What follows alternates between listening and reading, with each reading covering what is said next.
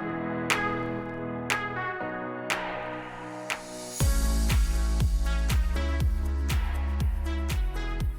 bien, bonjour à tous. Mon nom est Maxime Rabillet. Je suis journaliste au sein de la rédaction de Supply Chain Magazine. Et donc, je vais animer, et avec mon collègue Jean-Luc dans l'autre salle, nous allons animer un petit peu tout ce cycle de conférences. Alors, cette matinée, dans cette salle 2, est consacrée à une partie du programme qu'on a intitulé « L'efficacité intralogistique ». Et on verra qu'elle se décline dans bien des univers différents, sur des problématiques, des tailles de problématiques et des environnements d'entreprise bien différents. Cette première conférence, donc, elle est intitulée « La SNCF digitalise ses flux de pièces et stocks intra-usine pour une maintenance plus performante ». Sans trop vous en dévoiler les ressorts, disons qu'on va parler d'un environnement industriel, on va même parler d'usines du futur, et c'est pas forcément d'ailleurs sur ce terrain qu'on attend la SNCF, cet environnement industriel, avec des problématiques de pièces détachées. Beaucoup d'entre vous en ont. Vous verrez que la leur est un petit peu particulière parce que la notion de pièces détachées, elle est plutôt circulante. On va parler planification de l'activité, mais on va aussi évoquer un outil qui est le WMS, l'outil traditionnel de la logistique, avec une application bien particulière dont nos trois interlocuteurs du jour vont nous parler. Et je vais d'ailleurs leur passer la parole pour cette intervention de 45 minutes. On essaiera d'avoir, à l'issue de leur intervention, quand même quelques minutes pour échanger et répondre à vos éventuelles questions. Mais je leur laisse la parole et je crois qu'ils ont d'ailleurs prévu de commencer par se présenter puisqu'ils préfèrent le faire eux-mêmes. Eh bien, merci. Ouais, bonjour, merci pour l'introduction. Donc, la mienne sera un peu plus courte. Je vous remercie beaucoup pour votre participation à cette première session du matin. Nous, on va vous présenter comment on a vraiment transformé nos flux de production dans nos usines de maintenance avec le déploiement d'un outil WMS, donc Warehouse Management System, qui plutôt est traditionnellement utilisé dans les entrepôts de logistique. Donc ce projet nous a permis de relever différents défis, notamment côté métier, puisque Digiflux, c'est le nom du projet, a impacté énormément les gestes métiers des agents. On a dû mener une conduite du changement de façon très significative à l'échelle nationale. Et aussi côté SI, système d'information, puisque intégrer un WMS avec des outils spécifiques développés par la SNCF, qui sont des MES, qui sont aussi en évolution, en déploiement, c'était un challenge compliqué qu'on a su relever. Donc on a appris beaucoup. L'un des objectifs pour moi de cette présentation, c'est de partager les apprentissages clés qu'on a pu apprendre. Et pour cela, on va faire une présentation à 3 voix. Donc moi, je suis Cédric Gallet. Ouais, je vais le faire. Je travaille à direction du matériel.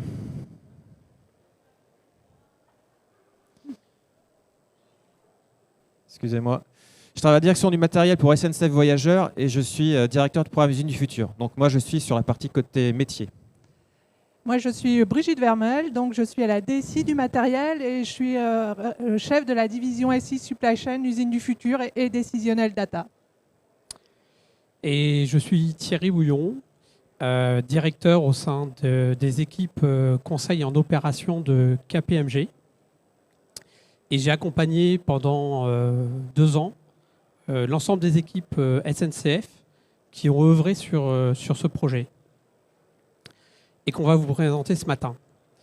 Alors, avant de rentrer dans cette présentation, j'ai juste vous expliquer qui est KPMG. Je vais prendre 2 minutes, ça va être assez rapide.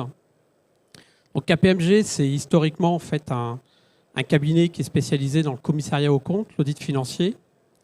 Aujourd'hui, ça ne représente que la moitié de son activité, puisqu'on s'est développé sur du conseil aux entreprises.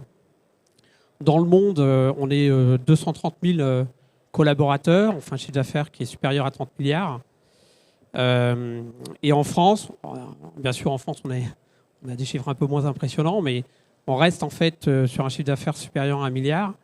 Et surtout, on consolide sur l'ensemble des activités qui sont présentées sur ce slide un certain nombre de spécialités de conseil. On regroupe 1700 collaborateurs qui interviennent, alors on ne va pas tous les faire, ça serait trop long, mais qui interviennent sur des sujets relativement divers, en fait, sur des préoccupations que peuvent avoir nos clients, les entreprises en fait, françaises. Ça peut aller de la transformation des systèmes d'information, mais ça touche aussi des questions autour, par exemple, de coaching d'équipe, de managers, de dirigeants, ou projets de transformation sur un domaine que moi je connais bien, qui sont les opérations. Donc sur les opérations, on est une équipe d'une centaine de consultants qui intervenons auprès de direction achat, direction supply chain et direction industrielle, comme c'est le cas sur ce projet SNCF qu'on va vous présenter. Juste un dernier mot en fait sur ce qu'on fait, nos savoir-faire. Nos savoir-faire, ils sont basés sur la transformation de l'entreprise, transformation qui peut se réaliser à différents niveaux, qui peut se réaliser juste sur des questions de processus et d'organisation ou descendre jusqu'au système d'information, la transformation des systèmes d'information, comme c'est le cas en fait, encore une fois, sur le projet qu'on va vous présenter ce matin. Et je vais repasser la parole à Cédric pour vous présenter le contexte dans lequel en fait tout ça s'est déroulé. Ouais, merci Thierry. Effectivement, Thierry et son équipe nous a bien aidé à démarrer le projet, à le mener. Juste pour donner un petit peu de contexte sur le cadre dans lequel on a travaillé pour ce projet. Donc c'est pour la direction du matériel. La direction du matériel, elle accompagne la vie du train dans toutes ses phases de cycle de vie. Donc on commence à écrire le cahier des charges qui spécifie le train. Après, quand le train est conçu, on réalise les tests pour faire l'homologation, pour permettre la mise en service du train. Après, il y a toute une phase de maintenance dans le cycle de vie du train. Et puis on s'occupe aussi de la fin de vie du train avec le démantèlement. Alors pour en revenir à la maintenance, on a deux types de maintenance. Une maintenance courante de niveau 1, 2 et 3. Ça correspond à l'entretien du train. C'est comme si vous emmenez vos voitures sur le garage, on regarde ce qui est défectueux, on change les pièces, on fait en sorte que le train arrive à circuler sur les voies. Dans ces usines, le train il reste très peu longtemps. On a un deuxième niveau de maintenance qui est la maintenance industrielle, niveau 4 et 5. Qu'est-ce que c'est ces niveaux de maintenance? C'est quand le train il a roulé pendant 10-15 ans, il vient dans nos usines, on démonte entièrement le train, on démonte ses pièces, on va réparer les pièces. Certaines pièces sont réparées dans le technicentre où on accueille le train, d'autres pièces vont dans d'autres usines qui sont spécialisées. Donc on a des usines spécialisées pour les panneaux de frein, les bougies, les moteurs. Et puis après, soit ces pièces vont dans un centre de logistique pour être disponibles pour les usines de maintenance courante. Donc quand on a besoin de remplacer une pièce, on va aller donner les pièces qui ont été réparées, soit ils seront remontés dans le train. Donc une fois qu'on a remonté le train avec les pièces neuves et qu'on a pris en compte les améliorations de nos clients, qui sont les exploitants, donc SNCF, voyageurs avec les TGV, proximité avec les TER, le train, on rallonge sa durée de vie, il peut encore circuler pendant 10-15 ans. Donc on a, pour ces technicentres industriels, une répartition nationale. On a 10 technicentres industriels, et on parle de technicentres industriels. Ce sont des vraies usines. Hein. On a des ordres de fabrication, des gammes, des nomenclatures, mais à la SNCF, on parle de technicentres. Donc on a 10 technicentres industriels, ça représente 5600 agents salariés, avec un chiffre d'affaires d'1 milliard. Donc au niveau national, on est un vrai acteur industriel, ce qui n'est pas forcément connu par le grand public. Donc pourquoi on est là aujourd'hui? C'est parce qu'il y a quelques années, on a pris un virage qui nous a permis de nous transformer, un virage qu'il fallait absolument prendre, notamment le virage du digital, pour faire face à des enjeux de mise en concurrence. Donc on le voit dans les médias, l'exploitation des lignes est ouverte à la concurrence, ce qui fait qu'on doit arriver à être de plus en plus compétitif, et cette concurrence, elle est aussi sur les techniques de maintenance courante. Pas encore sur les technicentres industriels, ceux qui font la maintenance lourde, mais on s'y prépare. Et pour répondre à ces enjeux, on a 3 objectifs. Le premier, c'est de réduire nos coûts sur l'exploitation et la maintenance de nos bâtiments. Donc on a une répartition nationale, c'est un avantage, c'est dû à un historique, mais on a aussi à gérer cet historique, puisque ces bâtiments sont vieillissants avec des installations qui sont aussi vieillissantes. Donc investir pour rénover, réduire nos coûts de maintenance et d'exploitation. On doit aussi travailler sur la productivité, faire en sorte qu'on arrive à avoir des processus standardisés, des processus qui sont issus de la Smart Industry, donc des processus qui s'appuient sur des outils digitaux. Et puis le troisième, c'est pouvoir faire en sorte que tous ces processus standardisés, on les partage dans nos différents technicentres, qu'on rende les technicentres plus flexibles, plus polyvalents. Donc un technicentre qui est réparé des wagons ou des TGV puisse faire la maintenance de trains TER, par exemple. Et dans l'idée, c'est effectivement de pouvoir lisser la charge. Donc on a investi 450 millions. C'est un projet de transformation qui s'appuie sur un investissement massif, essentiellement dédié effectivement à la rénovation des bâtiments. Donc on a construit 3 nouvelles usines, une à Romilly dans le nord-est de la France, une à Vénissieux à côté de Lyon, et un nouvel atelier à Hélène, donc à côté de Lille, qui a la particularité de ne pas avoir de rails. Donc on déplace les rames et les caisses sans avoir de rails. Donc ils sont posés, ces caisses, sur des chariots téléguidés, et on contrôle le mouvement de la caisse avec une télécommande, quoi. Donc ce qui permet en fait de donner beaucoup de flexibilité à l'usine, puisqu'on n'a pas de rails, donc on n'est pas soumis à des contraintes, et on peut aménager son espace, on peut définir ses installations en fonction de la charge qu'on a à accueillir. On s'appuie sur l'excellence opérationnelle, donc la mise en œuvre du management visuel, des 5 minutes, du SQCDH. Et on a aussi un axe, qui est l'axe digital, l'industrie du futur, comment on utilise ces nouvelles technologies pour aider et contribuer à faire des gains de productivité. Donc c'est sur cet axe-là qu'on va pouvoir vous expliquer ce qu'on a fait dans le cadre du projet DigiFlux. Pour mener ce projet, on a besoin de synergie entre différentes compétences. Donc moi, je suis côté métier, à division EMI Digital, matériel industriel, et notre objectif, c'est effectivement déployer des outils qui permettent de gagner en performance, et on va identifier tous les besoins métiers qui vont nous permettre de concevoir ces outils. Et on travaille avec Brigitte et ses collègues. Voilà, et avec, en forte synergie, donc avec nous, DSI Matériel, et plus particulièrement mon équipe, parce que nous sommes une DSI métier vraiment orientée sur les métiers de la maintenance. Nous nous appuyons sur un écosystème interne et externe pour nous sourcer en maîtrise d'œuvre de réalisation, ce genre de choses. Mais nous sommes en plus très proches avec des équipes qui interagissent en plateau, on le verra un petit peu plus tard.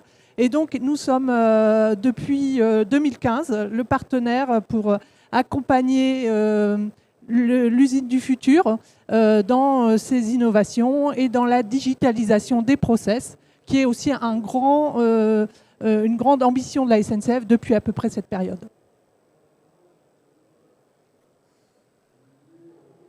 Donc en fait, le programme Usine du futur, il s'inscrit dans un élan débuté dans les années 2000, où là, sur la base d'un ERP transverse, donc qui traverse toute l'entreprise, notamment aussi pour les aspects comptables. Il s'est agi de mettre en place, en accompagnement d'un grand changement, c'est-à-dire une centralisation des stocks de pièces, un outil de logistique industrielle permettant de mettre en place les flux en juste à temps à l'entrée des technicentres. C'est pour ça qu'il y a après le programme du futur. Voilà, donc on s'appuie sur un ERP commun.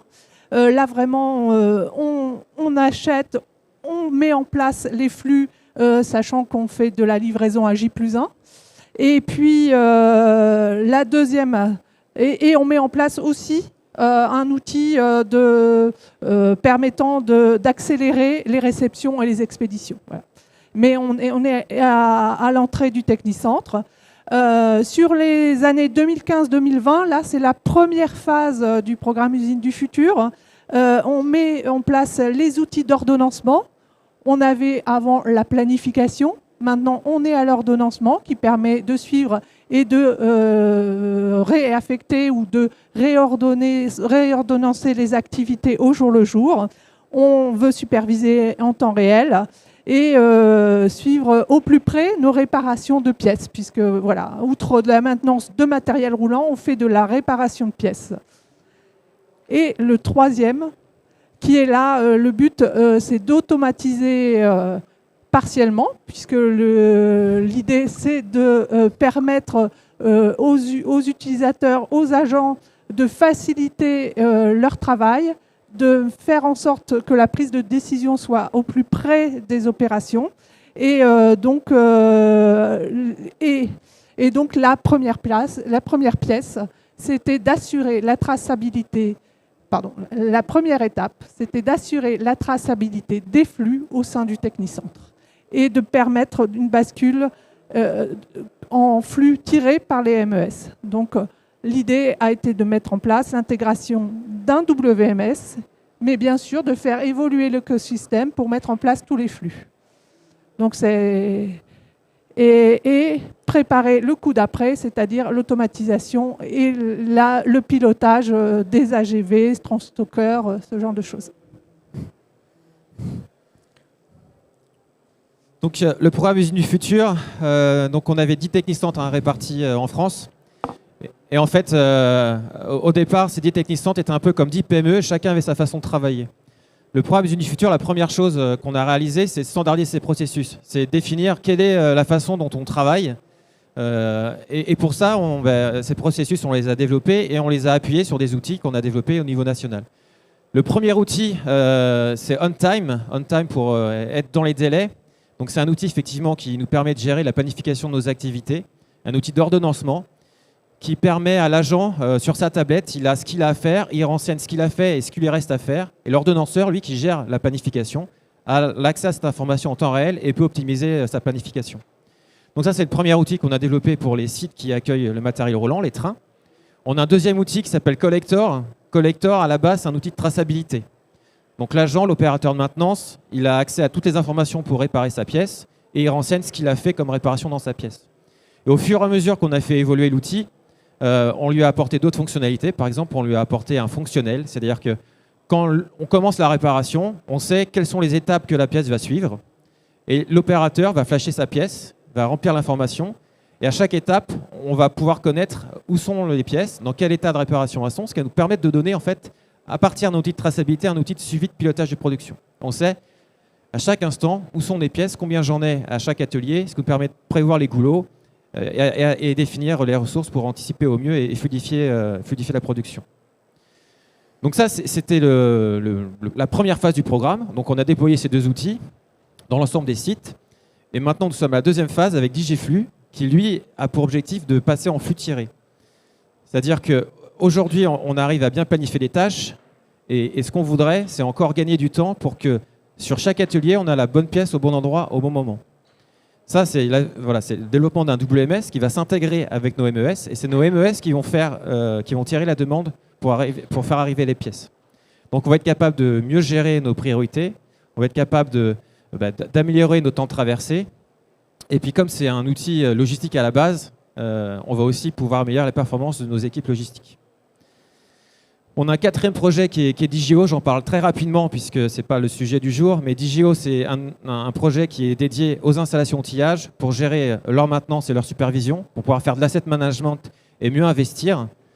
Ce qui est intéressant dans ce projet, c'est qu'on met aussi le socle de connectivité. Tous ces outils-là, ils fonctionnent que si on a un bon réseau, une bonne couverture, un bon débit, pas de latence et tout ça soit sécurisé. C'est effectivement essentiel pour que l'exploitation de ces outils fonctionne.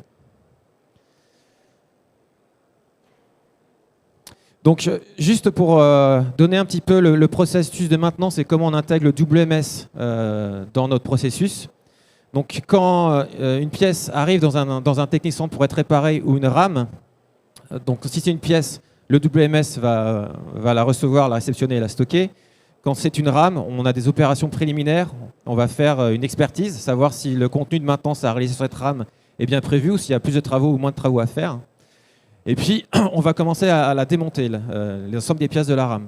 Pour cela, on va amener des contenants. Le WMS va nous amener des contenants sur le quai de démontage. Et puis, le MES va nous dire quelle pièce va aller dans quel contenant.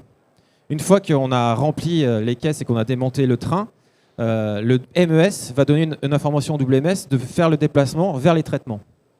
Donc, on a des traitements de caisses. Donc, les caisses vont suivre un flux et des traitements de pièces qui vont suivre un second flux. Et à chaque étape, le MES nous dit ce qu'on a à faire et le WMS fait le déplacement. Après, on a des kits de remontage. Donc, on va optimiser le remontage de ces pièces avec des kits qui sont définis par le MES et apportés par le WMS. Et une fois que tout est remonté, eh bien, on va faire les essais pour pouvoir libérer la RAM. Donc, 3 principes GNO, Thierry. Ouais, alors, je vais rebondir un petit peu sur ce que dit Cédric. En fait, on est dans un projet qui est industriel. On n'est pas dans un projet logistique. L'objectif, il était d'assurer la performance industrielle. Donc rapidement, en fait, quand on a abordé le sujet, l'un des points clés qu'on a mis en place et comme un guide en fait sur l'ensemble du projet, c'est d'assurer une fluidité entre des activités aux tâches sur des postes de charge en production et les opérations qui consistaient à transférer les pièces d'un poste de charge vers un autre poste de charge, ou depuis l'ensemble du dépôt, ou vers l'ensemble du dépôt. Donc ça, c'était un point clé. Ce point clé, finalement, il s'est traduit par quoi ? Le premier, ce sont les outils de production qui vont piloter la logistique industrielle du site. Donc, ce sont les MES qui vont déclencher les besoins pour transporter des pièces d'un endroit A vers un endroit B. Ça, c'est un premier point extrêmement structurant sur le projet qui vise à la fois en fait, de répondre aux enjeux du métier. Je rappelle qu'on est sur du réduction du temps de traversée, on est sur de l'efficacité opérationnelle. C'est un des points clés en fait, qui a permis d'atteindre ces objectifs-là. Le deuxième, c'est finalement le WMS, on lui a donné un rôle qui est bien sûr de réaliser les mouvements et de prendre la responsabilité de la réalisation de ces mouvements, mais également d'être responsable du stock de pièces qui est à un instant T sur le TI. Donc à un instant T, on a un seul outil dans lequel on peut savoir où est positionnée telle pièce, sur quel poste de charge ou sur quel poste de charge au pluriel. Donc ça, c'est important. Il y a une séparation, le rôle du WMS, et c'est un peu son rôle traditionnel qu'on retrouve dans un entrepôt. Finalement, c'est le stock et les mouvements de pièces entre des emplacements. Et le troisième point clé, il est un peu le miroir en fait du premier, qui est de dire finalement, quand un MES va déclencher un mouvement entre deux postes de charge, il faut que le WMS puisse lui indiquer à quel moment il a terminé ce mouvement et si c'est bien passé. Donc, on va avoir un flux de retour du WMS vers le MES pour indiquer qu'effectivement, la pièce a été mise à disposition. Donc, si on rentre un peu plus dans le détail, alors vous inquiétez pas, je ne vais pas tout vous commenter, mais je vais reprendre les mécanismes en fait, qui ont été mis en œuvre. Donc, on a parlé du démontage. Alors, juste, je vais revenir un petit peu en arrière sur le WMS. Un WMS, à l'origine, c'est pas construit pour gérer des flux en production. C'est construit pour faire des réceptions. Il y a des attendus de réception qui arrivent de l'ERP. On fait des réceptions, on fait des mises en stock qui peuvent être optimisées, complexes, etc. Et de l'autre côté, on a des commandes clients qui arrivent, commandes clients ou commandes internes, externes, peu importe de transfert, qui arrivent, on fait des préparations, on met ça dans des camions et ça part. Là, on est sur un cycle intra-site. Donc, on est sur une mécanique différente. Donc, on a adapté un certain nombre de mécanismes du WMS pour gérer ces flux. Première chose, le démontage. Le démontage, il faut considérer que c'est une réception. On fait une réception dans le TI d'un ensemble de pièces. Donc, on a ce qu'on appelle des kits. On démonte en fait des kits. C'est-à-dire qu'on va regrouper, quand on démonte, vous voyez une rame TGV, on démonte tout à l'intérieur. Donc, on va mettre les sièges d'un côté, on va mettre les portes de l'autre, on va rassembler, ça fait ce qu'on appelle des kits. Un kit, ça va suivre en fait un ensemble, ça va passer sur un ensemble de postes de charge et toutes les pièces qui sont dessus vont suivre effectivement toutes les opérations qui correspondent à ce cycle de réparation. Donc, ce kit-là, on va le déclarer. On va le déclarer dans le WMS qui va informer en fait on va le déclarer dans le MES qui va informer le WMS, j'ai une réception, voilà la destination vers laquelle je souhaite que tu l'envoies. Donc le MES reste maître de savoir, parce que c'est dans le MES qu'on va pouvoir déclarer qu'il y a des casques, qu'il y a des manquants, etc. etc. Le WMS, lui, c'est pas son rôle. C'est un rôle industriel.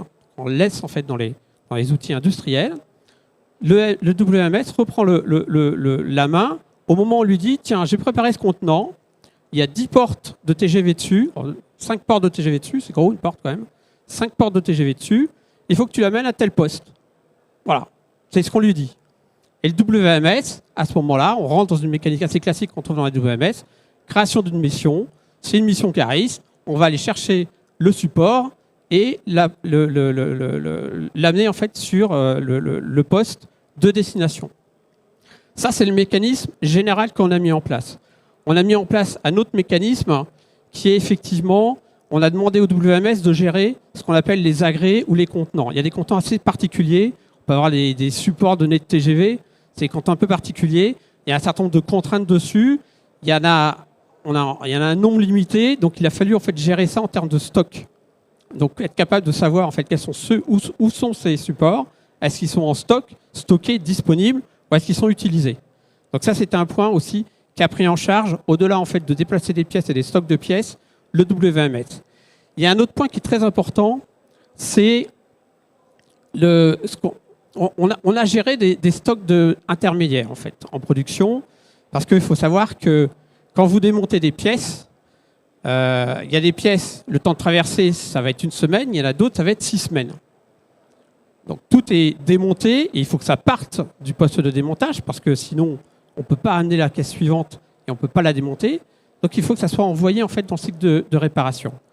Et à ce moment-là, on a besoin en fait d'avoir des stocks intermédiaires. Ces stocks intermédiaires, on savait qu'on les aurait et on les a utilisés d'une autre façon pour travailler le juste à temps.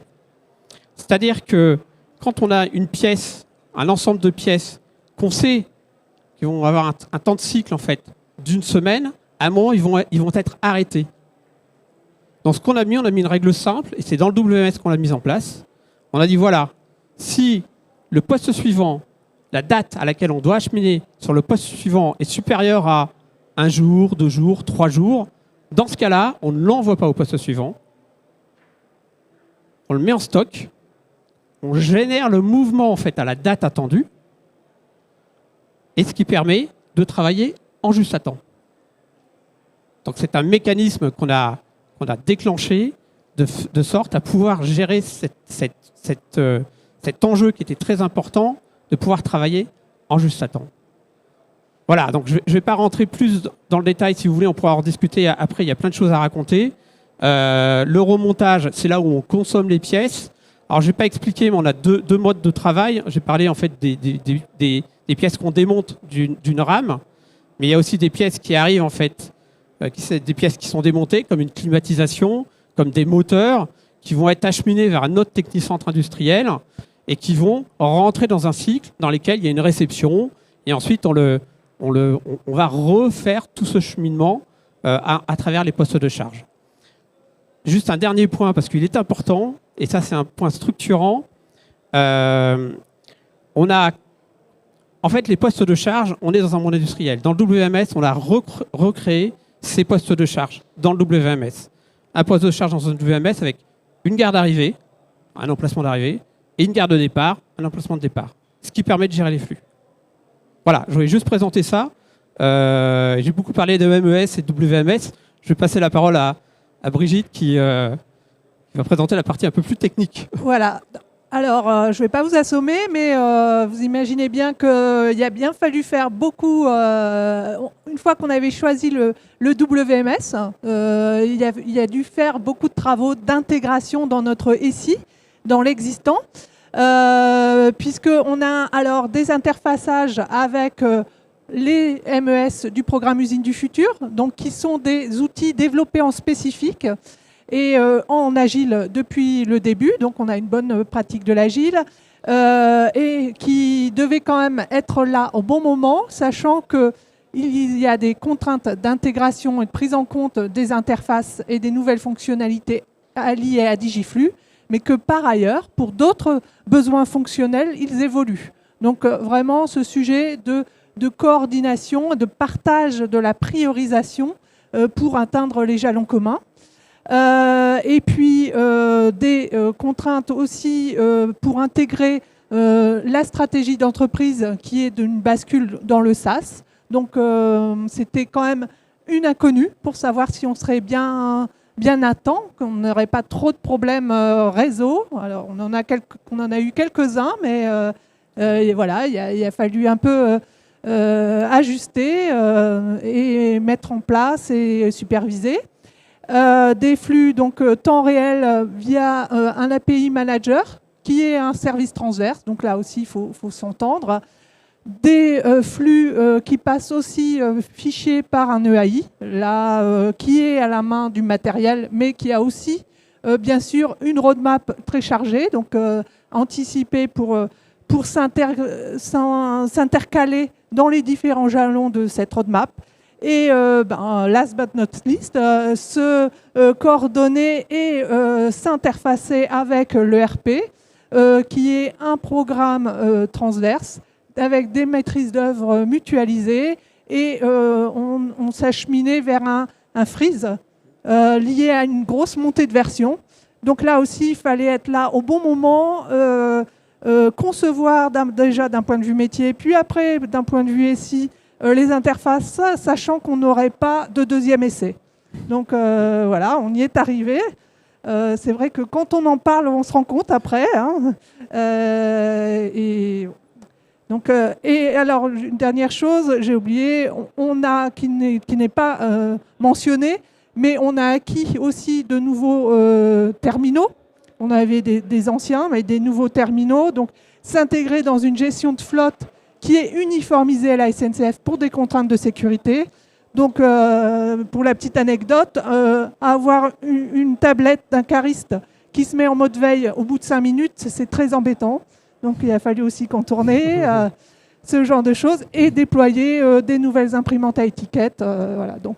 Et alors, la SNCF, vous le savez sûrement, mais on est contraint au marché public. Donc, toute là aussi, cette mécanique à enchaîner.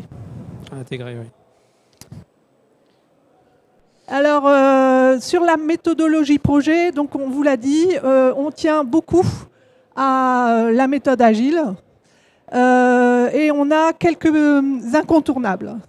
Déjà, on utilise la méthode Scrum, donc, sur lequel on a ajouté une phase qu'on appelle vision en début de projet, de façon à permettre à tous les intervenants, et notamment les intégrateurs, de partager sur la vision du produit fini. Alors, bien sûr, comme on est en agile et qu'on est au début du projet, ça va sûrement bouger. Mais il faut le but, c'est de partager l'ambition du programme et du projet avec tous les intervenants. Parce que là, c'est aussi pour travailler l'intelligence collective et l'anticipation des problèmes.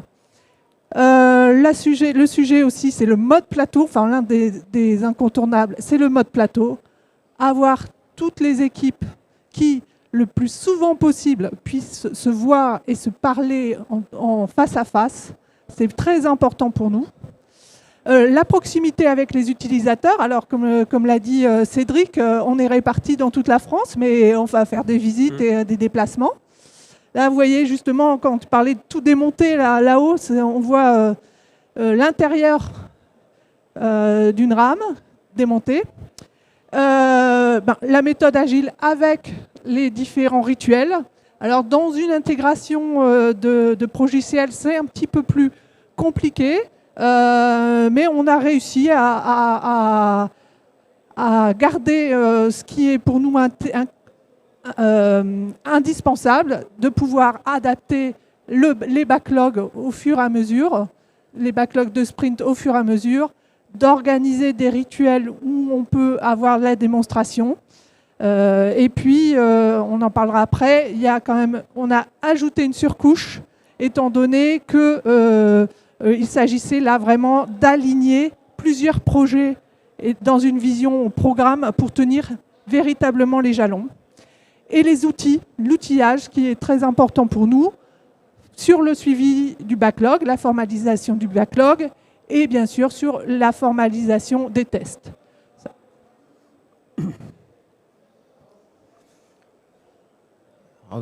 Petite vidéo de ce qu'on a pu mettre en place. Donc, le site pilote à Rennes, qui est un technicentre de maintenance spécialisé dans la réparation des panneaux de frein. Donc c'est un site qui ne répare que des pièces, donc il n'y a pas de train et on répare les pièces. Donc on a le camion qui arrive avec les pièces à réparer. On va pouvoir réceptionner ces pièces. Donc là c'est un panneau de frein et on va suivre dans cette vidéo tout le parcours du panneau de frein. Donc il arrive en logistique. En logistique, on va flasher son étiquette. On va pouvoir réceptionner avec le WMS la pièce. Une fois qu'elle est réceptionnée, on va avoir une demande du WMS pour aller la ranger, la stocker. Donc à chaque fois, le cariste a sa mission et une fois qu'il a réalisé sa mission, il acquitte la réalisation de cette mission. On a une demande client, donc il y a un OF qui va être lancé, un ordre de fabrication. Cet ordre de fabrication va lancer l'opération de réparation dans le EMS. Et puis, on a deux actions en place. Le WMS, lui, va aller chercher la pièce à réparer pour la mettre dans une gare de départ. En même temps qu'on a cette pièce à réparer, pour la réparer, on a besoin de différentes pièces de kit. Donc on conçoit le kit de réparation. Et dans le contenant, on va voir donc le panneau de frein qui est à réparer et le kit de réparation. Et quand on a les deux qui sont ensemble, on va avoir une nouvelle mission. Cette fois-ci, c'est le cariste qui va emmener la base roulante dans les ateliers de production. Donc on a des tournées de petits trains qui ont pu être optimisées justement avec le WMS. Donc on a des trains qui circulent moins souvent parce qu'ils sont mieux remplis. Donc on dépose la pièce à réparer à l'atelier, dans le premier atelier qui est une phase de démontage. Donc on enregistre ce qu'on fait dans le MES. Donc la première tâche c'est de démonter. L'ensemble des pièces démontées qu'on appelle des pièces filles vont suivre un autre parcours de traitement. Donc tout ce parcours de traitement est suivi par le MES. Et donc l'agent, lui, dans son outil MES, il a l'ensemble des informations requises pour réaliser sa tâche de maintenance et il informe dans l'outil ce qu'il a réalisé. Tout ça dans l'objectif effectivement de tracer ce qu'on a fait et d'optimiser les contenus de maintenance pour faire une maintenance à juste coût. Donc une fois que toutes les pièces filles apparaissent, on regarde où on en est sur notre planning puisqu'on a une vision en temps réel d'où sont nos pièces, si on est en retard, pour accélérer les flux si c'est le cas. On remonte les pièces. Donc une fois que le panneau de frein est entièrement remonté, on passe à l'étape suivante dans le MES. Donc l'étape suivante c'est l'essai. Donc on valide que le panneau de frein est bien conforme. Une fois qu'on a validé la conformité, eh bien on va clôturer dans notre MES l'ordre de fabrication. Donc fin de réparation, clôture d'ordre de fabrication, et ça enclenche une demande de déplacement dans le WMS. Et l'agent logistique, lui, reçoit sa demande. On clôture dans le RP l'OF et on envoie la pièce réparée pour l'expédition. Donc les pièces qui sont réparées généralement ne sont pas stockées, elles sont directement préparées pour être embarquées dans le camion. Donc il y a une procédure d'expédition qui est utilisée et on renvoie la pièce au centre de logistique national pour qu'il puisse être utilisé par les techniciens de maintenance courante.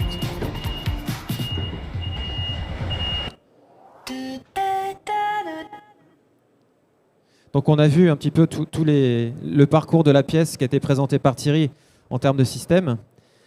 Je vous avais dit en introduction qu'on allait partager un petit peu nos apprentissages et les éléments clés.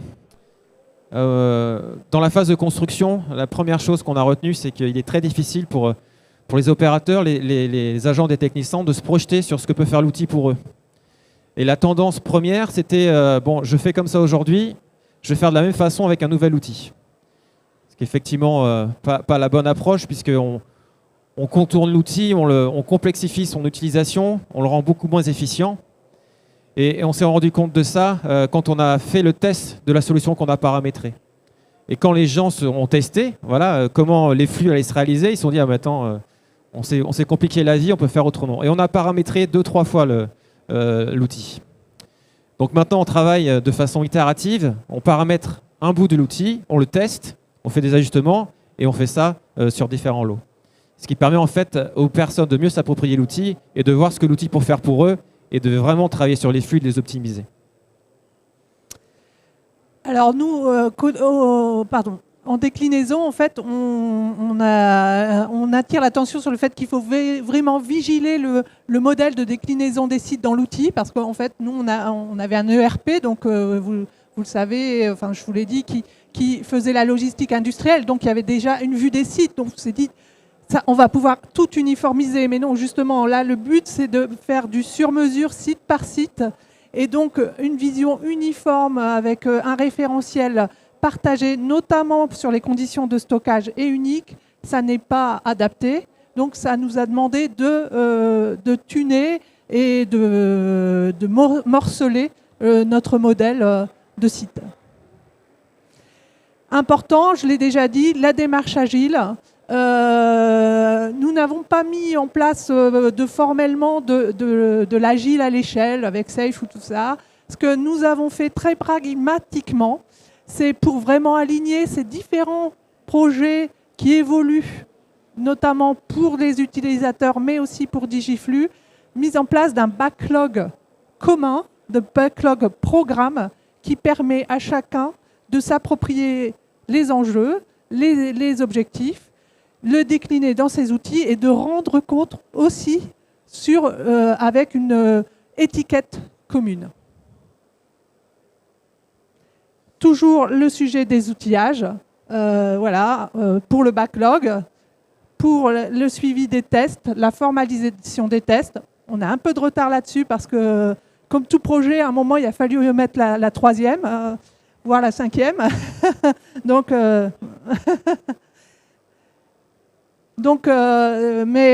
on assiste, en tout cas pour nous, c'est un gain et un atout pour pérenniser et permettre l'évolutivité. Ouais, toujours sur les REX, sur la partie formation qui est essentielle pour utiliser l'outil. Dans le premier site, on a un petit peu commis l'erreur de vouloir couvrir l'ensemble des postes, l'ensemble des procédures, avec bien sûr l'utilisation de l'outil, mais en salle, on a fait très peu de flux physiques. Et on a écrit tout ça, tous les modes opératoires. On avait 42 modes opératoires qui étaient bien écrits dans des classeurs à côté des postes. Et au premier jour de bascule, en fait, on s'est rendu compte que les opérateurs avaient un petit peu oublié ce qu'ils avaient appris parce qu'ils avaient trop appris en très peu de temps et que les documents en papier étaient très peu utilisés. Donc maintenant, ce qu'on fait, c'est on apprend de façon très itérative, on apprend sur un premier poste et on fait qu'en flux physique. Enfin, on est sur l'atelier, on bouge des pièces. Donc c'est très concret. Ça permet aussi de voir s'il y a des choses à faire évoluer. Donc ça, c'est sur la partie phase de construction. Sur la partie déploiement, j'ai dit, ça a un impact majeur sur les gestes métiers, le déploiement Digiflux, ce WMS lié avec la MES. Et c'est un impact sur la façon dont on fait, c'est un impact aussi sur la production. On n'est pas au nominal du jour au lendemain, il y a une phase d'appropriation. Et c'est pour ça qu'il faut pouvoir l'anticiper et mettre l'ensemble des acteurs du Technic Centre dans la boucle.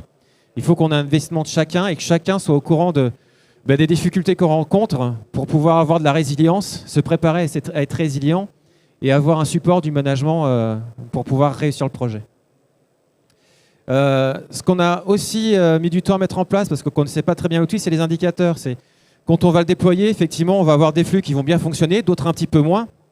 L'idée, c'est de savoir ce qui ne fonctionne pas et qu'on travaille dessus pour éviter que les palettes s'entassent et qu'on résout la cause le problème et pas la cause. Donc maintenant, voilà, on a une liste d'indicateurs qui nous permet de vigiler tous les flux, de savoir où on en est de ces flux et lesquels sont les moins performants pour pouvoir les prioriser.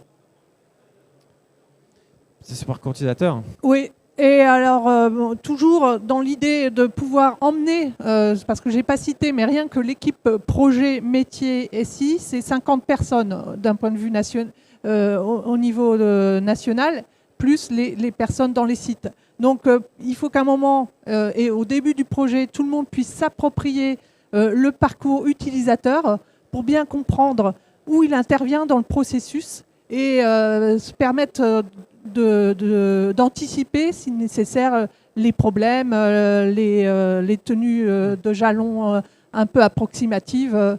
Voilà.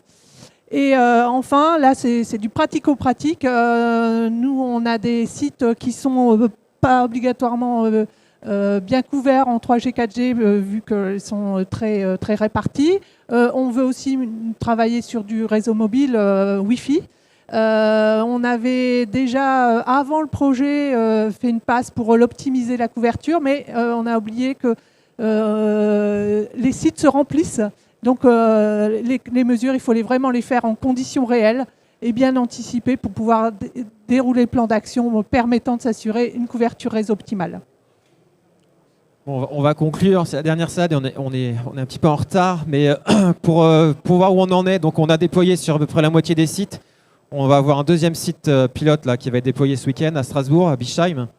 Donc les next steps, c'est de finir le déploiement évidemment. Et puis maintenant avec cet outil, on a plein de données, parce qu'on fait de la traça, et ces données-là, c'est pouvoir les exploiter pour aller chercher de la performance. C'est comment on peut exploiter la donnée de nos WMS, mais aussi de nos MES. Donc l'étape future, c'est pouvoir utiliser et croiser ces données-là, notamment dans un data lake. Voilà, dans une plateforme data rénovée. À un moment, vous voyez dans l'un des slides une couche de BI que je vous montrais traditionnelle, qu'on n'utilisera pas pour le programme Usine du futur. On est dans la génération d'après, et voilà, une plateforme data. Et puis l'autre axe dont on vous a parlé, c'est la prise en compte et le pilotage des automatismes, des AGV, des transstockers. Et ça aussi, c'est l'étape d'après. Un grand merci pour Merci à vous. Merci. Écoute. Merci pour... Merci.